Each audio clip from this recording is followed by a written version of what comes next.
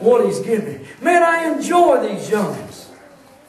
I enjoy my wife. I enjoy going places with them. We was talking about that today. You know, a lot of people, somebody said something about somebody's house wasn't big enough. I went, yeah, come look at mine. I had 2 girls that had a bedroom that wasn't as big as that kitchen back there. Raised them in that house. In practically a 3 or a 4 room, 860 square foot house. They didn't have a door on their room. Katie still don't have a door on her room. It's still wide open. We were always together. We was always in one another's grill. We was always talking to one another and in one another's business somewhere or another. When we got in a car, we was together. When we were in it, we didn't even have a door on the bathroom. That's how intimate we was around the house. People come to the house say, "Can I borrow your bathroom?" I'd hear them say, "Well, where's the door?" I'd say, "Well, we ain't got one, but we ain't coming back there where you're at." Well, somebody make some noise, because I don't want you to hear me. I'm like, "Well, we're used to that, but we'll turn the radio on anyway, so that you won't be embarrassed." Can I tell you, you don't need a bigger house. You don't need a bigger car. You don't need anything. All you need is intimacy with God. Amen. And He extends that into your house and into your people and into your family. Those people begin to enjoy the things that God gives you. Man, you know what? I could have went out and bought a $200,000 house with a 30-year mortgage and working ourselves to death. But I live in a $17,000 100-year-old rotting down shack, and I'm happy. Yeah, amen.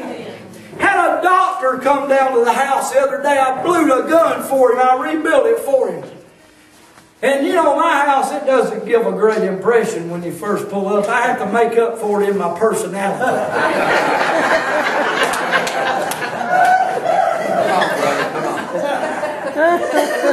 I mean, all I need is a bulldog tied up, and I look like a drug dealer out there.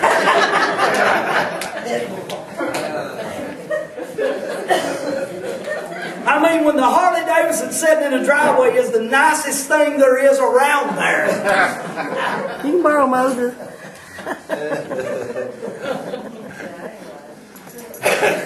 Doctor came to the house the other day, brought a gun for me to re-blue for him. Pulled up in the driveway in his nice car. Got out, I seen him going. Am I at the right place? Well, I thought, man, I got to put the dog on for this guy. So I come out with my flamboyant personality that I am. You had your rubber boots on? Yeah, I had my rubber boots on, my apron, had my goggles on my head. Didn't have my mask on. I swear to goodness, it looks like I'm making meth in the backyard. I've got all these tanks boiling with all this salt, rubber boots, gloves up to here, a big apron. Some of you been around some people cooking meth. You know what I'm talking about. Got them goggles on, got that headgear on. Look at this bus down the middle table here. You know, y'all been somewhere where you shouldn't have been. I can tell you that. But I've been back there and people driving by, slow down. I'm standing out there in the yard with a water hose. Got my goggles, got my big respirator on, got my big apron from head to toe, my rubber boots, my gloves up. Let me tell you, you get one drop of that in your eye and you are a blind man. Had the police come up there here a while back, and they said they was going to ask me a question. I think he's checking me out, but they come up there and they said, "Hey, buddy, you had any trouble with any drug people stealing any of your chemicals?" I said, "What are you talking about?" I said, "Because I will tell you, I've never done no drugs in my life, but BC aspirin's about the strongest thing I've ever snorted." I mean, I drank a little bit of Jim Beam and Budweiser, but I never even drank my first beer till I was 20-year-old. Man, I said, "What do you mean stealing chemicals?" They said, "Man, they're making meth out of blue chemicals." I said, "What do you mean?" He said, "Well, they make string meth." Now, I don't know. Some of y'all will probably help me out on this. But they said they're going down to Walmart somewhere and buying Birchwood Casey or something like that. Why did he put his sunglasses on?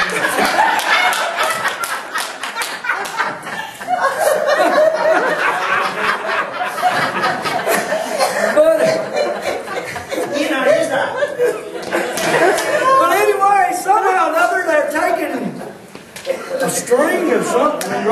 in a can of blue and letting it set for a while and pulling it out. They got some kind of rock or something on it. They're storing, melting, or doping or something. I don't know what. But I looked at that guy and I said, let me tell you this. What's in that tank, in that trailer in there? If they ever snort any of that, it's over. I mean, that will be the last breath they ever draw, because when they put that stuff up in their head or wherever it is that they put it, it's over. Because I got some of it in a cutout one day. I had a glove that I put a hole in by accident, and it run up in the glove, and it got in a cut on my thumb. Well, I took the glove off and run a water hose down the glove, rinsed the glove out, washed my hand off, stuck the glove back on. Then an hour later, my thumb's still burning down in that cut.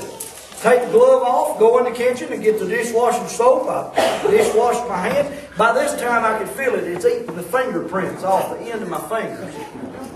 And so I'm dishwashing soaping, and what's this got to do with sanctification? I don't have any idea. I just got started telling this story. But anyway, it was taking my fingerprints off. Might be good for some people, not good for me. I wound up going to Publix and getting a gallon of white vinegar and washing my hands in vinegar to neutralize that stuff. So that's what I said. Man, they snort some of that, they're dead. They try to make something out of that, it's over. I mean, it's curtains for them. It's over. Now, where was I at? He's happy about Oh! The doctor.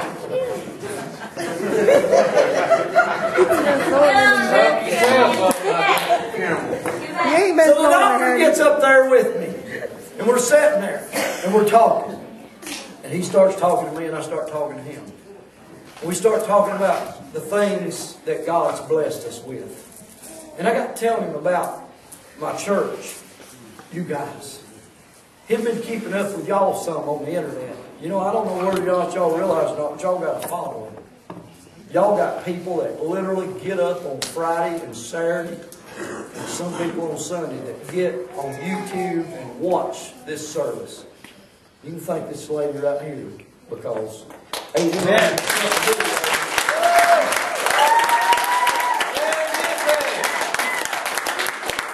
And she is spreading the gospel through social media. And reaching people and touching hearts and touching lives. I get emails sometimes from overseas because God is using you.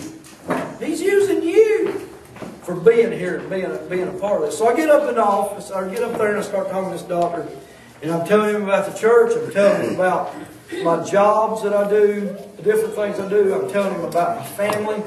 I said, you know what? I said, this old house right here, I said, it ain't much. But I said, I raised 2 daughters in it, and they're both happy. They both still call me Daddy. Amen.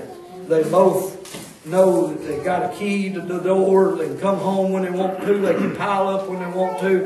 They ain't got to say, hey, Daddy, can I go in there and get me something to eat? No, they're welcome. They can have it all. They can walk in and help themselves cook what they want to. Don't have to ask anybody, because if we got it, it belongs to them. Let me tell you something. That's the way this son-in-law of mine right here, he's got the run of the mill. Anything he wants from me, all he's got to do is come and get it.